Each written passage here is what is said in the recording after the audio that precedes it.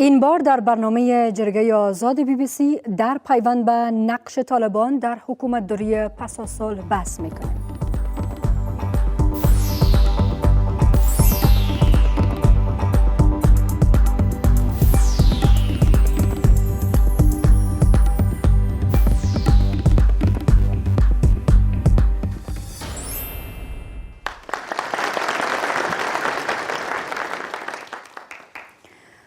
به نام خدا، سلام و وقت شما بخیر. خوش آمدین به جرگه آزاد BBC. من درخشان صدیقی هستم. ستړي مشئ، زه شازیه حیایم. پس از امضای توافقنامه صلح میان امریکا و طالبان، خوشبینی‌ها نسبت به هر زمان دیگر با آمدن صلح و پیوستن گروه طالبان بیشتر شده است. اما اکنون پرسش اساسی این است که نقش طالبان در حکومتداری پس از صلح چگونه خواهد بود؟ گروهی که سالها در میدانهای نبرد جنگ کردند، بجز جنگ کردن از چه ظرفیت و تخصص برخوردار هستند و چگونه می شود از این نیرو در بهبود حکومتداری آینده استفاده کرد؟ د افغان حکومت او طالبانو ترمنځ د بین الافغاني خبرو پیل د ډیرو غوښتنه ده. تمه ده چې دې سره به د جنګ جګړې ټغر راټول شي او سوله به افغانستان ته راسي. په نننۍ ازاده جرګه کې غږیږو که چیرې سوله وسي او طالبان راسي نو په حکومتولۍ کې به یې ونډه څه وي؟ در پیوند به همین موضوع با سه مهمان ما صحبت می داشته باشیم. آقای نجیب امین، کمیشنر کمیسیون اصلاحات اداری و خدمات ملکی، مولوی صاحب قلم‌الدین، رهبر حرکت انقلاب اسلامی افغانستان و وزیر امر به معروف و نهی از منکر دوران طالبان، و خانم تاجور کاکر، معین پیشین وزارت زنان و فعال حقوق زنان در 4 دهه گذشته به ویژه در دوران طالبان. خیلی خوش آمدین به برنامه. او د افغانستان د بیلابیلو ولایتونو آزاد جرګې ته د راغلو ګډونوالو هرکلی کوم. تاسو ټول ستړي مشئ. برنامه را با پرسش‌های اشتراک کننده های ما آغاز میکنیم. آقای حسین از بامیان. پرسش ما راجع از جناب مولوی صاحب است که پس از امضای توافقنامه صلح میان حکومت و طالبان، دسترسی جوانان هم از پسران و دختران برای فراگیری تعلیم چگونه خواهد بود؟ آیا مکانهای آموزشی برای عموم اقشار گشوده خواهد بود؟ تشکر. مننه. یو بله پوښتنه هم راخلم، تاسې چې په دویم قطار کې او سپینه خولۍ مو په سر ده. مهرباني. نصرت الله نصرت ما د لوګر څخه زما سوال قدرمن امین صاحب ته راجع ده او هغه دا ده چې د طالبانو اکثره ځوانان تعلیم یافته ځوانان دي. که چیرې د حکومت سره د سولې موافقه او د طالبانو سره د سولې موافقه دوی لاسلیک کړي نو د دغو ځوانانو د جذب لپاره تاسې کومه طرح لرئ که نه؟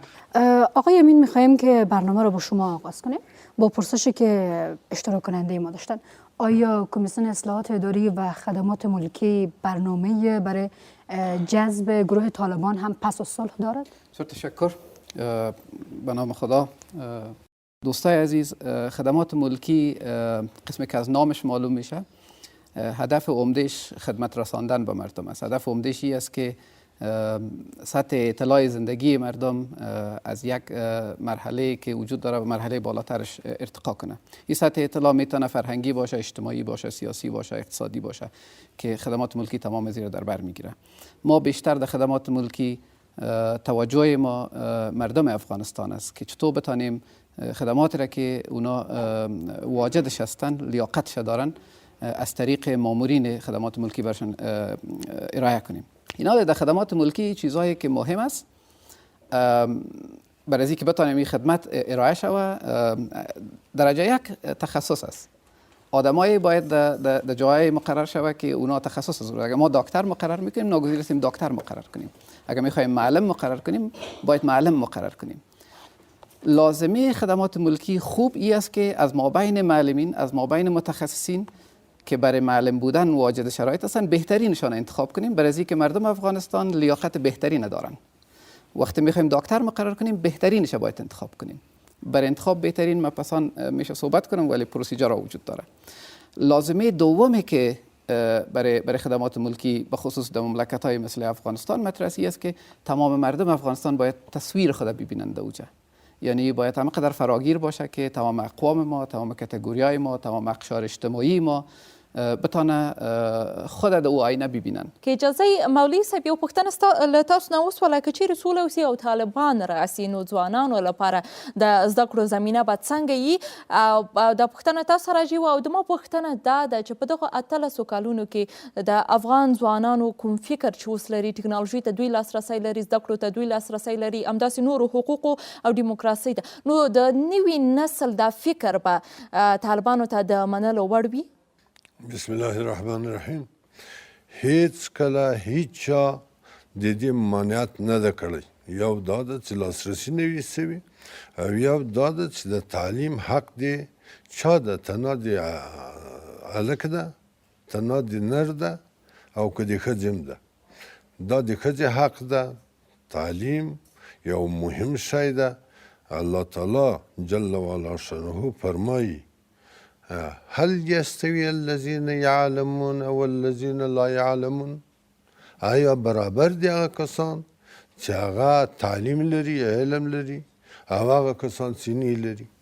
نو د دې به څوک مانع کېږي؟ هېڅوک نشي مانع کېدلی. فرق ده. د حکومت ساختار او د حکومت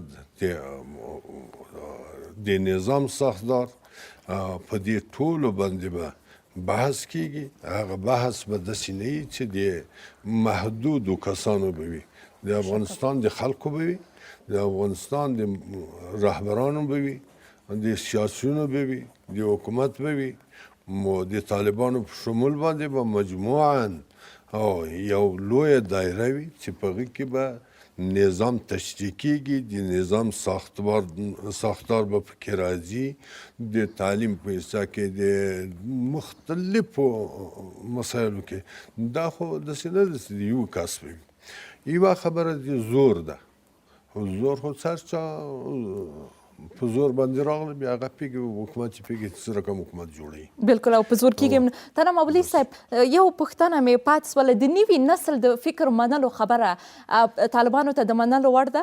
100% کې یا وارې دې باندې پوه شو.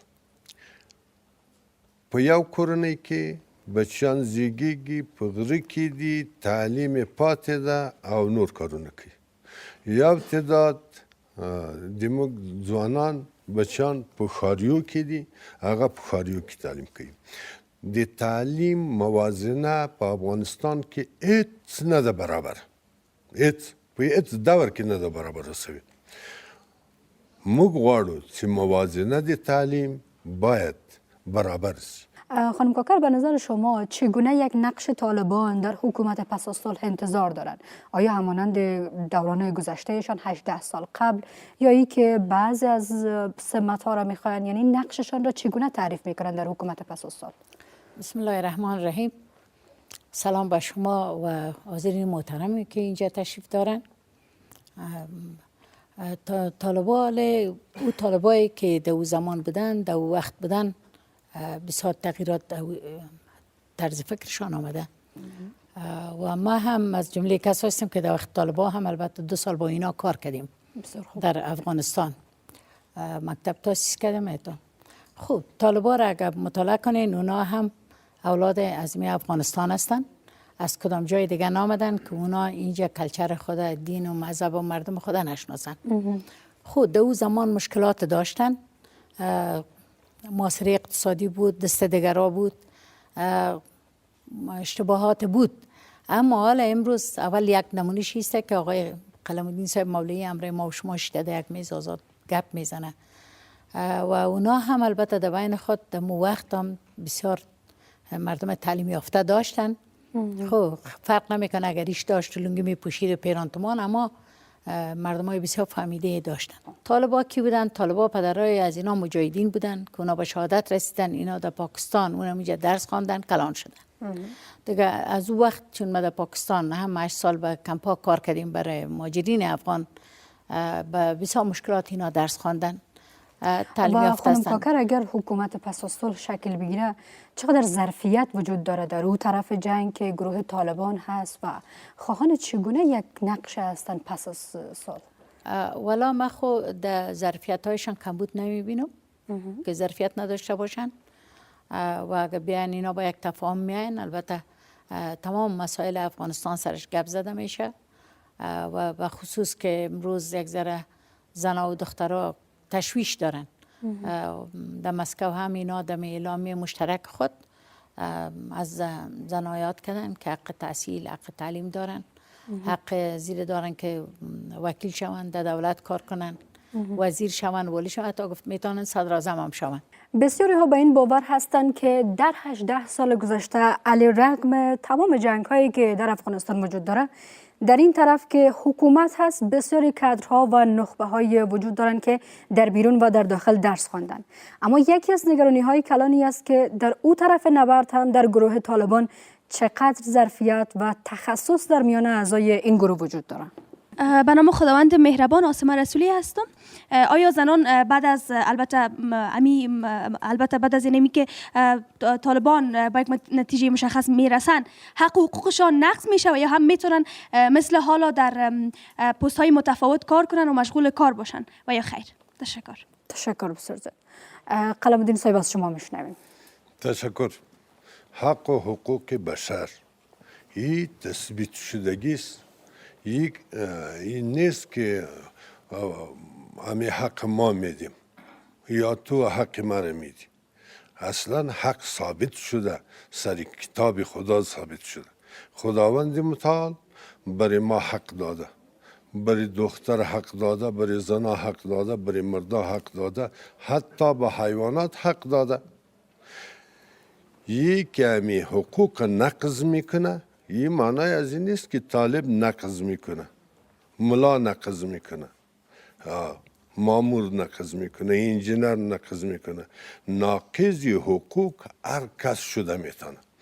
ما تعجب میکنیم دستاورده های 18 ساله به زبان میاره ولیکن هنوز نمیشناسه. کدام حق؟ تنها حق از توست که در کابل شیشته یا و زنایی که در چهارسیه است هم حق داره، و زنایی که در اطراف است هم حق داره، و زنایی که در کابل همراهشان بسیار رویه زشت میشه از اون کسی پرسان کرده یا نه. اول ما باید به این بفهمیم که همی حق از کیست. امیال ما ناقض حقوق بشر نمیبینیم در داخل کابل. آیا ما در داخل کابل حقوق مردار رو نمیبینیم نقض میشه؟ اصلا مسئله ایست هرگاه ما به اسلام به شریعت روی آوردیم حقوق همه ما در او محفوظ است. مننه. امین صاحب پوښتنه به مې له تاسو که چیرې سوله وسي او طالبان راسي نو حتما په واک کې برخه غواړي. له مسلکي اړخه دا څومره ممکنه ده؟ ډیره مننه خور. دا خو هیڅ شک نشته اول چې ان شاء الله سوله راتلونکې د افغانستان کې او دا ډیر ضرور هم دی. نو زه شخصا د ما شخصي نظر دی چې د طالبانو او د نورو دړو په هغه کې په ظرفیت کې زه شک هم نه لرم. افغانان ډیر با ظرفیت خلک دي، کپ دی خوا کې دي، کپ هغه خوا کې دي. نو چې کله چې سوله راځي نو طبیعتا یو سیاسي جوړجوړی پکې دخیل وي او هغه به یو کړنلاره تعیینوي د دې دپاره چې د واک به څه رقم ویشل کیږي، د سیستمونه به څه رقم وي او یو څه به د اوسنۍ سیستمونه استفاده وشي چې مثلا موږ انتخابات لرو و د انتخابات ډېر واضح په اصطلاح زمینه د دې دپاره چې خلک حتی آخرین مرحله د سیاست کې واک ته ورسیږي. نو موږ اساسي قانون دغه شیان په نظر کې نیولی، دین دغه شیان په نظر کې نیولی او د موږ هغه اجتماعي ساختار داسې تنظیم شوی دی چې انشاءالله که چیرې سوله د خیر سره راشي راتګ د ټولو وګړو د افغانستان په سیستم کې، په نظام کې، په سیاسي او په مسلکي برخو کې کاملا ممکن دی. ورته هرکلی ویل کېږي. ورته کاملا هرکلی ویل کېږي او ما مخکې اشاره وکړې چې یو اصل د اداره دا دی چې ټول خلک باید ځان پکې وګوري. شما میتونید برنامه جرگه آزاد BBC میدیا اکشن را در شبکه‌های اجتماعی مثل فیسبوک، توییتر و اینستاگرام دریافت کنید. و اگر میخواین که جریان مکمل این برنامه را تماشا کنین میتونین که سر به یوتیوب بزنین. اکنون هم یک وقفه کوتاه میگیریم و دوباره برمیگردیم.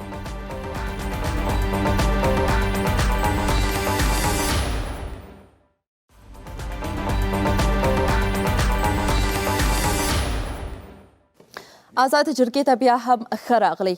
ظاهرا داسې ښکاري چې افغان حکومت د نورو وختونو پرتله ډیر زیات بین الافغاني خبرو ته نږدې سوی دی. که چیرې سوله وسي نو طالبان به د واک یوه برخه ګرځي. خو څنګه؟ په دې آزاد جرګه کې په دې اړه بحث کوو. فاطمه آزاد جرګې ته راغلی، له کوم ولایت نه راغلی؟ مهرباني. زه فاطمه یوسفزی د کابل ولایت اوسیدونکې یم. زما پوښتنه دا دی چې سوله وشو، بهرني ځواکونه د افغانستان څخه ووتل، طالبان صحنې ته دننه شو، طالبان دولت او ښځو حقوق ته ژمن پاتې کیږي یا یو ځل بیا هم د مخالفو ډلو سره یوځای کیږي؟ مننه. بسم الله الرحمن الرحیم. مولوي زهور احمد یاسف یم د غزني ولایت څخه راغلی. زما پوښتنه د امین صاحب څخه د یو داسې چا په توګه سیده په اصلاحات اداري کې او یا په ملکي خدمتونو کې دنده ترسره کوي، دا ده چې د افغانستان خلک موږ پیژنو. د ګوت په شمار داسې خلک لرو چې هغه هم تخصص ولري، هم د تخصص په څنګ کې ژمنتیا، تقوا او پرهیزګاري ولري. دا خو ډېر کم دی. موږ دوه کټګورۍ خلک لرو. پوښتنه مو لطفا پوښتنه دا ده چې موږ دوه کټګورۍ خلک لرو. یو کټګورۍ تخصص کړی ولې ژمنتیا نه لري، فسادونه خو تاسو پوهېږئ چې څومره ډېر دي. بل طرف ته د خلکو نه نظرو چې دا معلومیږي چې کوم خلک راتلونکي دي هغوی تخصص نه لري. آیا د یو ښه هیواد د لرلو لپاره، د ښه حکومتولۍ لپاره به ډېر تخصص مهم وي او که اخلاص او ژمنتیا او تقوا او پرهیزګاري؟ دواړه به مهمې. ډېره زیاته مننه. مولوي صاحب او امین صاحب، مخکې له دې نه چې تاسو ته در وګرځو، کاکړ صاحب زه له تاسو نه غواړم پوښتنه وکړم، تر کومه بریده د ښځو اندېښنې پر ځای دي چې اوس دوی ډېره اندېښنه دا څرګندوي چې ګواکې داسې مسي چې طالبان له هغه فکر سره راسي کوم چې 18 کاله مخکې یې درلودل؟ مهرباني. ډېر تشکر. تاسو پوهیږئ چې موږ په دې څلور لسیزه جګړه کې موږ دوستان هم لرو، دشمنان هم لرو. د سولې خبرې چې سي بیا دشمنان ډېر فعالیت کوي، اوازې اچوي، دروازې اچوي. خو زه یو خبره تاسو ته کوم چې موږ افغانان یو، موږ مسلمانې ښځې یو. وخت چې خدای تعالی موږ ته په قرآن کې حق راکړی دی، هغه هیڅوک زموږ څخه نشي اخیستی. او طالب خو په خپله دوی عالمان دي و مسلمانان دي. موږ غواړو چې هغه حق چې اسلام موږ ته راکړی دی، موږ خپل حق که طالب راسي که بل خپل حق ځینې اخلو. او تاسو ته اطمینان درکوم چې ستاسو حق څوک نشي خوړی، نه یې تر پښو لاندې کولی شي. دا بیا ما تر گریبان ونیسه. تشکر. آقای امین، یک پرسش اشتراک کننده ما برای شما برمیگشت که برای انجام یک کار حکومتداری بهتر تخصص بسیار مهم است یا اخلاص بسیار مهم است؟ تشکر. جناب مولوی صاحب ذوالرحمن سوال کردن، سوال خیلی خیلی مهم کردن. وقتی در مورد افرادی که در جامعه میبینیم، در کل حکومت میبینیم، در طول حکومت که در خلق گورو، دوی مورد که باید یو تفکیک وجود ولري.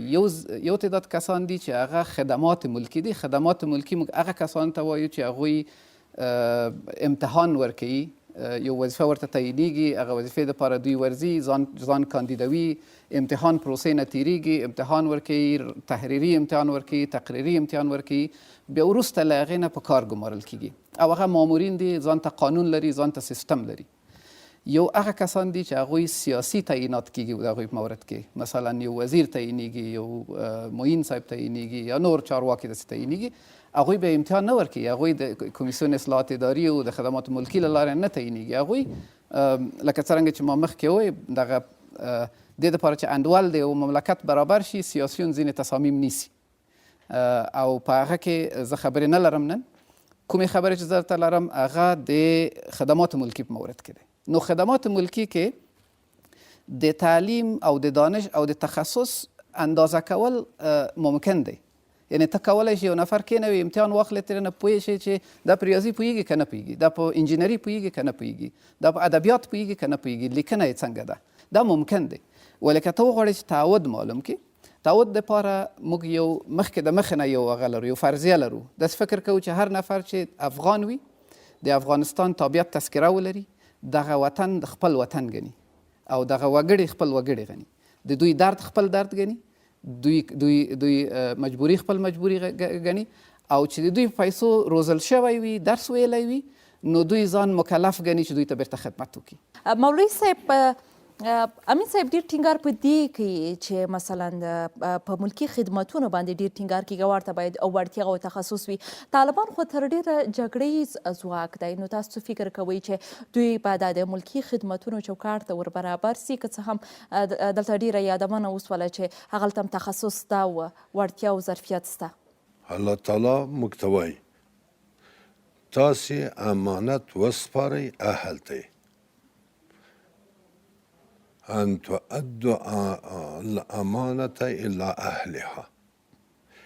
د دې ترجمه دا نه ده چې خامخا به د انجینر راوله د انجینر په ځای کې کېنوه. خلک یې ترجمه دغسې کوي. امانت شرطونه لري. اول شرط دا ده چې امانت امین ته وسپاره. امین څوک ده؟ دوم متخصص ته یې وسپاره چې هغه په دې کې تخصص لري، هغه ته یې وسپاره. د ډاکټر په ځای باندې د زراعت متخصص مه کېنوه. خو شرط اول یې دا ده چې دغه به اول امین ته سپاري. دومه خبره دا ده چې دغه اوس موجوده حکومت کې تاسو وګورئ داسې وزیران دي چې تخصص خو لا پرېږده چې په افغاني ژبه نه پوهېږي. دا د دې معنا نه لري چې دا وزیر ولې مقرر شوی دی. بنا په یو مصلحت مقرر شوی دی، خو لاندې خلک خو ټول متخصصین دي، مشاورین لري او در دوران طالبان چگونه مقرر میشدن؟ د طالبانو په دوران کې زه یو خبره وکوم، د ما خپل سترګو لیدلی حال. موږ امیرالمؤمنین وغوښتلو قندار ته، هلته لاړو. هغه وغوښته چې تاسې د دغو وزارتخانو هغه متخصصین هم در سره راولئ. موږ هغه هم بوتلل. د هغو په مخ کې د وزیرانو ته وویلې چې تاسې به بې د دوی له مشورې نه کار نه کوئ، ځکه دا کار د تا نه ده، ته په معدن باندې نه پوهېږې او دغه د معدن متخصص ده او دی هلته په هر وزارت کې یو بورد هم جوړ کړی و د دغو متخصصینو په هر وزارت کې. دا ولې پوښتنه نه کوو چې فقط دا ټول فساد هم په طالب کې لیدلی؟ له طالب نه لږ ور مخکې ور وګوره چې په دغه 15 حوزې د کابل څه حالت و پکې، په ټول افغانستان کې څه حالت و. یعنی تو برداشت میشه در هر دوره یک مشکلاتی بوده. اصلا باید ما ایره بفهمیم، ما باید ایره بشناسیم. حالات انقلابی، حالات اضطراری این مستثناست. هر کسی که اینجا آمده، نجیب آمد، کمونیست آمد، جنایت کرد، فوق‌العاده جنایت کرد، بسیار مردم ما را کشت. باز پشت سر از او حکومت مجاهدین آمد، نتانستند در ما بین خود یک حکومت فوق‌العاده را جور کرده بتانه که به اسلام استوار باشه، جنگا نباشه. ولیکن چه حالت بود؟ ما باید به تاریخ بریم، تمام دوره ها رو ببینیم، حالت اضطراری رو بشناسیم، حالت انقلابی رو بشناسیم و حکومت ما شما چی فکر میکنین اگر همه حکومت برای دکتر صاحب غنی ما به تمام صلاحیت میدادیم یک چیز از پیش جور میکرد، ولیکن موانع زیاد بود. حالی فعلا موانع موجود است. مننه مولوي صاحب، ګډونوالو ته به ورسو. که څوک پوښتنه لري لطفا لاسونه مو پورته کړئ.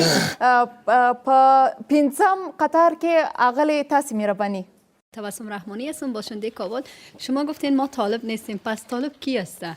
فضل ربی خبرې کوم د ننګرهار ولایت څخه.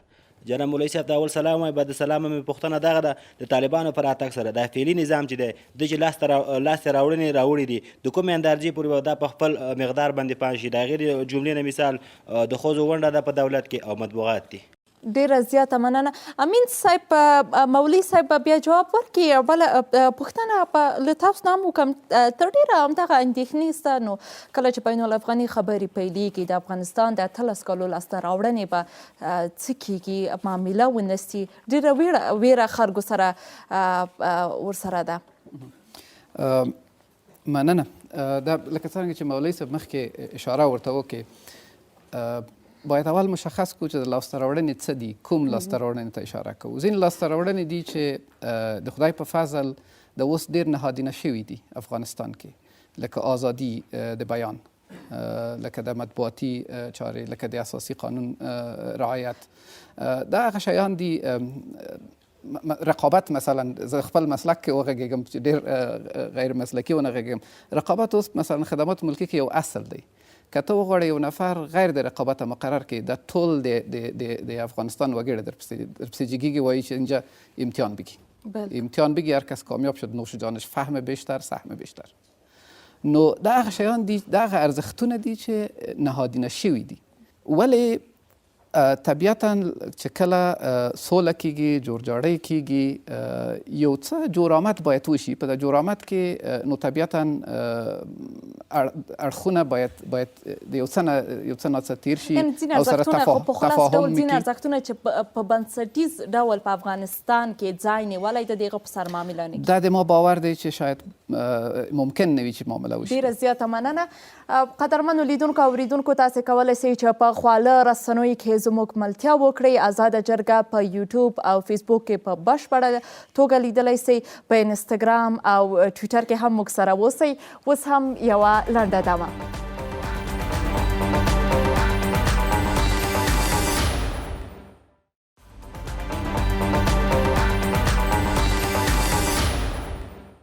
سلام دوباره، بیننده ادامه برنامه جرگه آزاد BBC هستین. تا این جای بس مهمانان ما بیشتر صحبت کردن و تاکید بر این بود که در او طرف از نبرد و در روسای جنگ هم ظرفیت‌های بسیار خوب وجود داره و حکومت میتونه با برنامه‌های درست بتونه اینا را مدغم کنه و از نیروی گروه طالبان در راستای بهبود حکومتداری استفاده کنه.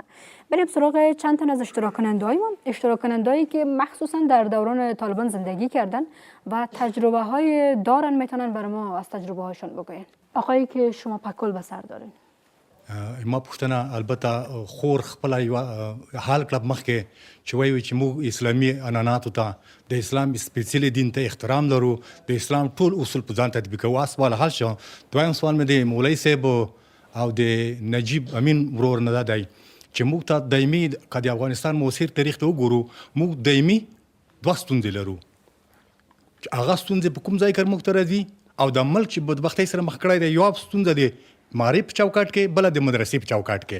څنګه کولی شو چې دا دواړه دروازې معارف او مدرسه یوه کړو؟ نام الیاس امید است. من یک فعال حقوق بشر هستم.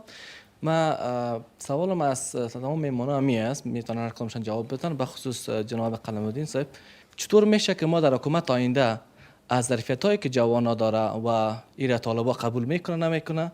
اگر میکنه به کدام شیوه میکنه؟ نظر شما، دیدگاه شما چی میباشه؟ اشتراک کننده در صف سوم. کوثر نظامی هستم، باشنده کابل. به نظر شما خانم کاکر، میانجیگری امریکا در مذاکرات بین الافغانی سودمند می باشه یا خیر؟ و ضمناً طالبان چرا اولا رفتن با امریکایی ها صلح کردن و بعد از او با دولت خود ما میخواین صلح کنن؟ تشکر. خانم کاکر، با شما میخوایم که این بخش برنامه را آغاز کنیم. با پرسش خانم کوثر هم پاسخ بدین، اما یک مسئله که ما اینجا تاکید از بودن ظرفیت ها در بین گروه طالبان صحبت میکنیم، در 18 سال گذشته ما به جز جنگ از طالبان چه چیزی دیدیم؟ کسایی که در حالت جنگ اینا می جنگیدن، اما ذخیره دارن که اونا تحصیل کردن و نوشته هایم دارن. وقتی که آمدن شاید دور بر مردم معرفی کنن نوشته های خود. نیست که تنها یک قسمت جنگ پیش بردن. یعنی فکر میگم فرصت نداشتن در زمان درگیر بودن برای جنگ. اینا با بسیار مشکل اولادایشان اول خود دیدین که در تمام دنیا به ضدشان بود. نه تعلیم دادن اولاد بسیار مشکل است. ما هم جنگ دیدیم، هم مهاجرت دیدیم و یکی در کجا اولادای خود به چه شرایطی ناروان کردن، درس بخوانن، کی کمکشان کردن. یعنی در ممالک عربی و در بعض ممالک دیگه اولادای از اینا درس خوانده، فرزند دبی درس خواندن، در پاکستان درس خواندن، در قطر درس خواندن. حالا آینده فرزندانشان چگونه می‌بینین شما؟ فرزندانشان چون جوان هستن، خواست هر جوان ترقی مملکت است. خواست هر جوان هم ایسته که پیشرفت کنه. ډیره زیاته مننه مولوي صاحب. ډیره پوښتنې تاسو ته راجیب او تاسو ته کافي وخت هم درکول کیږي. تاسو مهرباني وکړئ لومړی په سر کې پوښتنه دا وه یو پوښتنه د طالب په اړه اوس ولا تاسو ویل که چیرې تاسو طالب نه نو طالب څوک دی؟ ښه وایي او خوره خبره دا نه ده چې په دې معنا زه طالب نه یم. طالب یو افغان ده، د دې ملک ده، د موږ ورور ده، د دې وطن ده. هغه په دې معنا چې زه د طالب وکیل نه یم چې تاسو ته د طالبانو نه دفاع وکوم. ډیره مهمه خبره دا ده چې موږ باندې کوم جنګونه چې تحمیل سوي دي ډیر موږ ته نقص نه ده رسولی، دې موږ مړه کړي یو، ولیکن هغه جنګ موږ تباه او برباد کړلو چې هغه د پردې لاندې جنګ ده. په سمتونو یې تقسیم کړو، په ژبو یې تقسیم کړو، په مذهبونو یې تقسیم کړو، په شرق سو، غرب سو، جنوب سو، شمال سو. دا د خارجیانو عمیقا لاس ده چې دا یو د بل ګریوان ته یې لاس پې ور اچولی. موږ په دې باندې باید په حد اعظمي کوشش وکړو چې زه څوک یم؟ مسلمان، بیا څوک افغان، بیا څوک بیا به ووایي د کابل دیلوګر. دا شعار موږ ته ضرور ده چې موږ ټول سره ورونه سو. دلته د ازبکو، ترکمنو، تاجکو دا خبره نه وي. د ما خور وویلې چې دا لاسته راوړنې، لږ دا لاسته راوړنو باندې فکر کول پکار دي. که دغه ته ازادي د بیان وایي چې دا موږ تاسو سره ناست یو نو ډېره ښه ده، او که دې ته ازادي د بیان وایي چې هغه خراب سریالونه په دې تلویزیونو کې دي او د ما لور او د ما زوی اخلاق یې فاسدوي، کلی مې فاسدوي، کور مې فاسدوي، قطعا دې ته ازادي نه سمیلی، نه دې ته اسلام ازادي وایي. دا تاسې ټول یې وینئ. دا یو که موږ ووایو چې موږ یوه لاسته راوړنه لرو، ازادي د بیان ده. چېرته د ازادي د بیان؟ غیر الکنځاو نه بل شی تاسو په دې تلویزیونو باندې وینئ، په دې ګردیو میزو باندې یې وینئ. نو خوره اصلي خبره دا ده چې هغه لاسته راوړنې به موږ تاسې ګورو. یا وارې ته ماته اجازه راکړه، دې ته څنګه زه ورته لاسته راوړنه ووایو چې د تا په کور کې به هغه وایي اواز وایي، د ما په کور کې به مړی پروت وي. موږ تاسو په داسې حالت کې قرار لرو. خدای ته وګورئ چې څه حال ده. د ورځې د 200 ورونو موږ تاسو شاید چې هغه مړه کېږي. څنګه خندا راځي، څنګه اتن وکړو.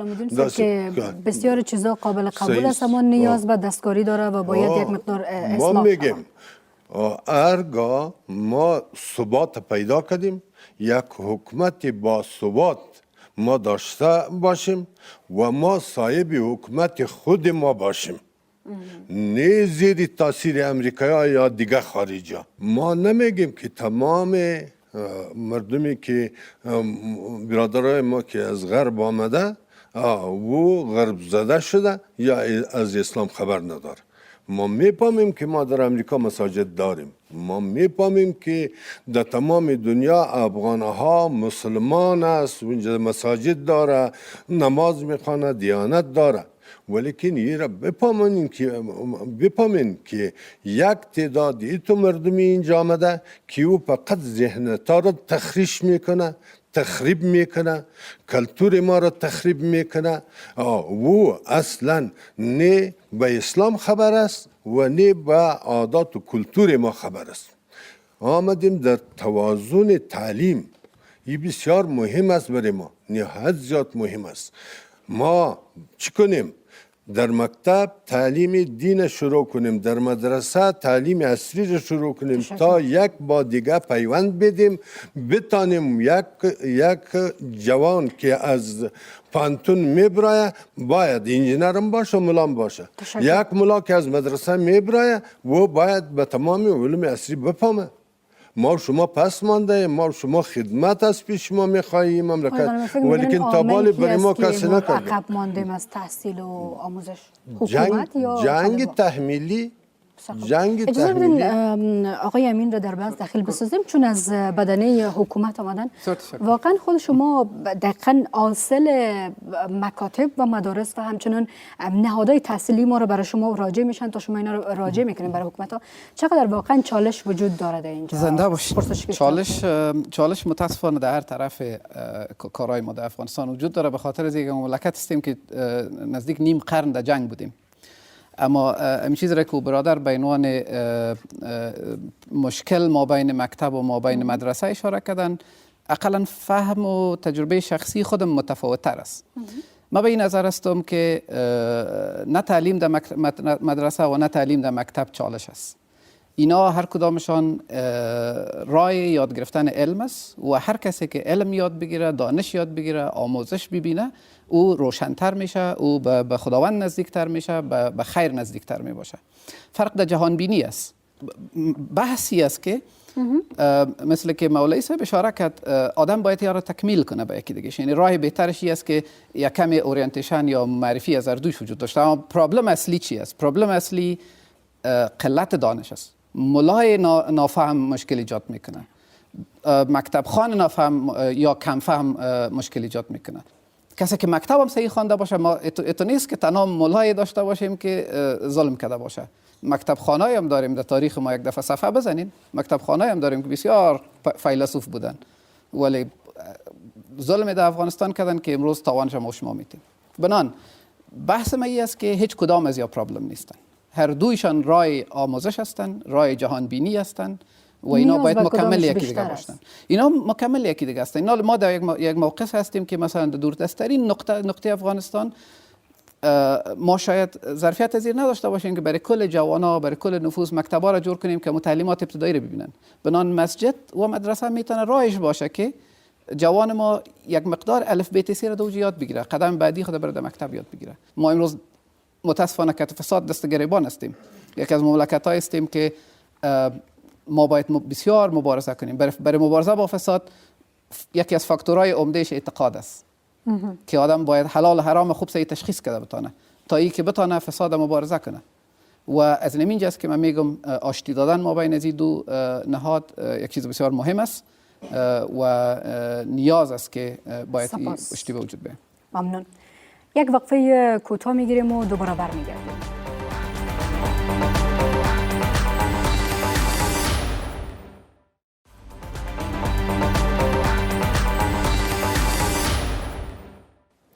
آزاد جرګې ته بیا هم ښه راغلی ورځو ګډونوالو ته یو څو پوښتنې راخلو. که څوک پوښتنې لري لطفا لاسونه هم پورته کړئ. په آخري شپږم قطار کې ښاغلیه تاسو چې لاس پورته کړی بلې و محمد رسول ودانې منلوګر څخه که چیرې طالبان راځي د سولې لارې حکومت ته دوی به د تیر په څیر حکومت ته یا وزارتو ته یا هم ریاستو ته آیا ملا صاحبان معرفي کوي او که نور بتخنیک کسان هم معرفي؟ او ډېره زیاته مننه. کله چې سوله راشي د طالبان ورونو سره هغه سلا چې دوی سره دی هغه به چیرته ځي او چاته به تسلیمي. با عرض سلام، سونیا سلطانزاده هستم از شهر کابل. تمام حقوق زنها در او نوشته است در قرآن. پس علمای که از طالبا هستند اونا از چی عمل میکنن؟ در دوران 18 سال قبل اونا این کارهایی را کردن، رفتارهای ناشایسته را که با طالبا با خانما انجام دادن از روی چی بود؟ از روی عالم بودنشان بود یا از روی بیخبریشان؟ دکتر محمد ضیا حسنی هستم، اشتراک کننده از کابل. مولوی صاحب، اگر طالبان با حکومت افغانستان یک جا شود آیا طالبان دهه 70 خواهد بود؟ در حالی که نیروهای امنیتی کشور را به عنوان هم تشکیل می‌دهد، سرنوشت اینها چی خواهد شد؟ آیا طالبان با حضور آنها در نظام مشکل خواهد داشت؟ تشکر. سوال متوجه آقای امین صاحب میشه. اگر طالبان با حکومت یک جا شود آیا افراد خود را از طریق کمیسیون اصلاحات اداری وارد نظام خواهد کرد یا از طریق فشارهای سیاسی امریکا وارد نظام افغانستان کرد؟ آیا شما چی آمادگی برای اینها دارید؟ ډیره زیاته مننه. د حاجی صاحب د پوښتنې جواب کې باید ووایم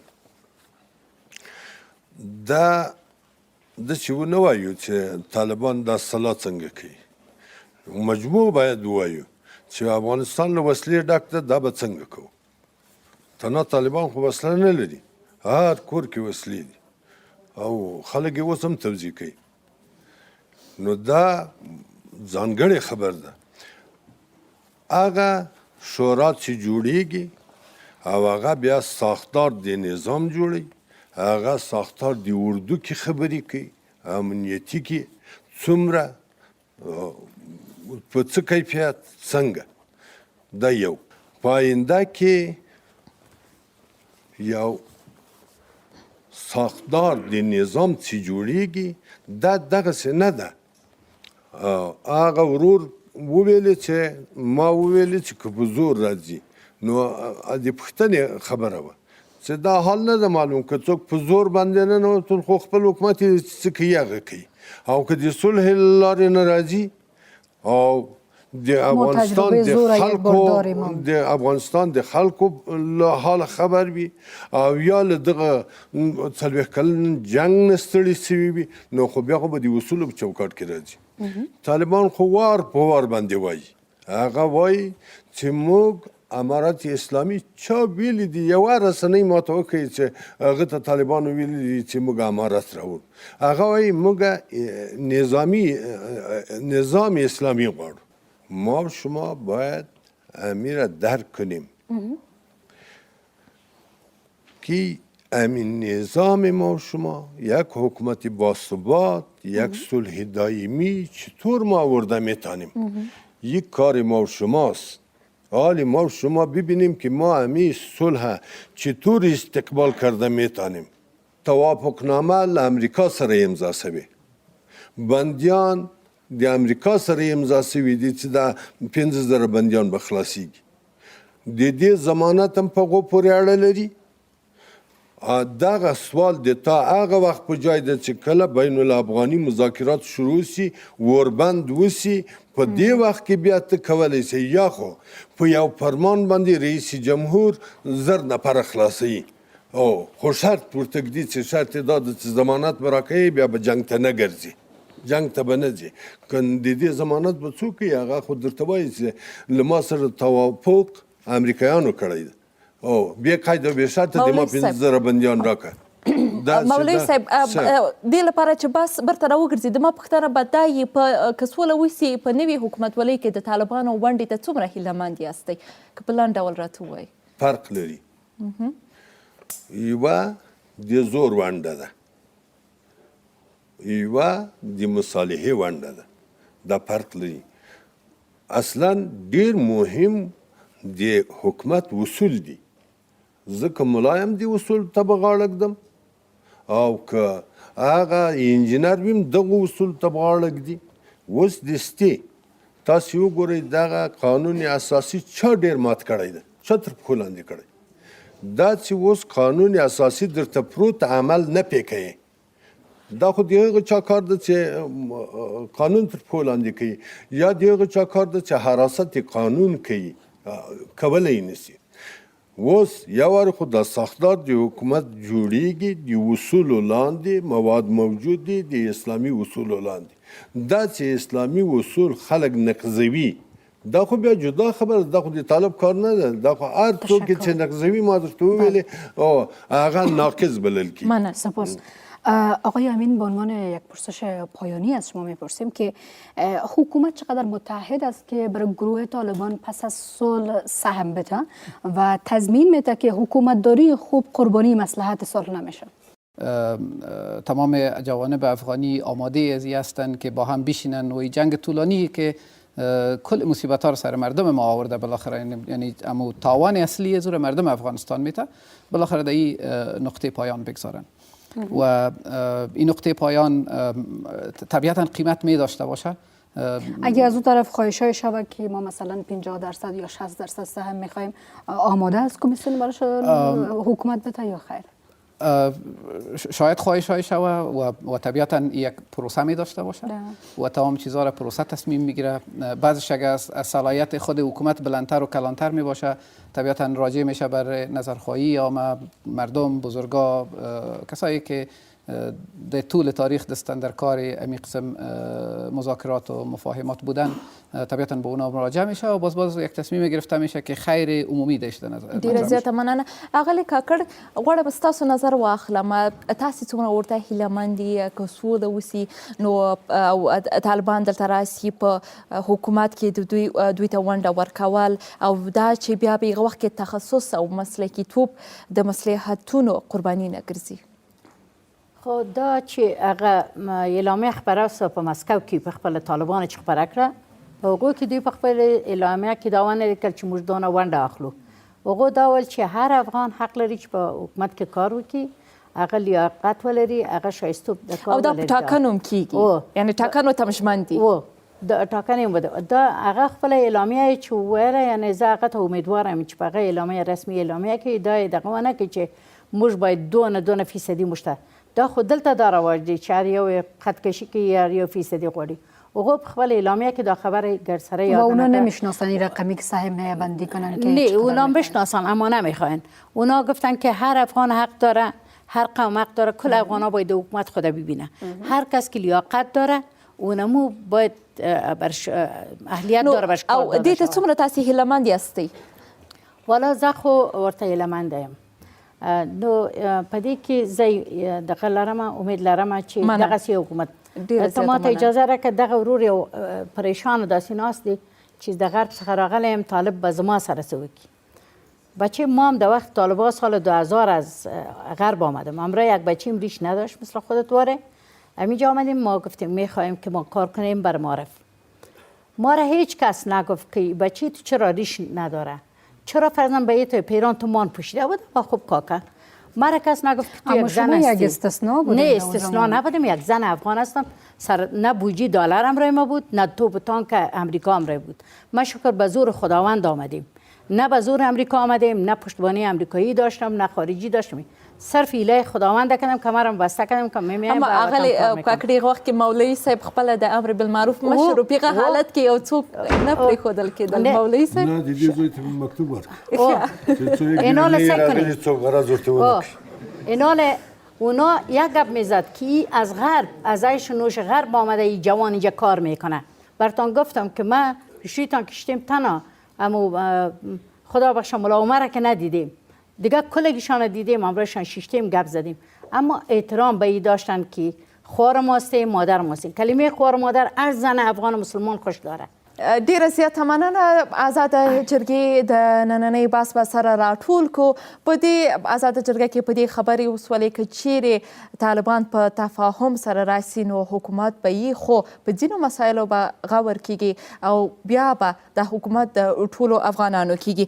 بل دا چې ځینې لاسته راوړنې او ارزښتونه چې یو اصل ګرځېدلي دي هغه به نه قرباني کیږي، هغه به ساتل کیږي. ورسره ټولنه کې د طالبانو د یوځای کېدو یا مدغم کېدو ته به هرکلی کیږي او تخصص او مسلکیتوب به د مصلحت قربانی نگردی. آزاده جرگه که امدا بحث وسه و جا داره که از مهمانان ما هم خانم تاجبر کاکر، مولوی صاحب قلم الدین و آقای نجیب امین سپاسگزاری میکنیم که ما رو در جرگه همراهی کردین و وقت گذاشتین. او د افغانستان بیلابیلو ولایتونو آزاده جرګې ته د راغلو ګډونوالو نه هم مننه کوم چې راغلل. و تا جرگه بعد الله نگهدار. ممنون.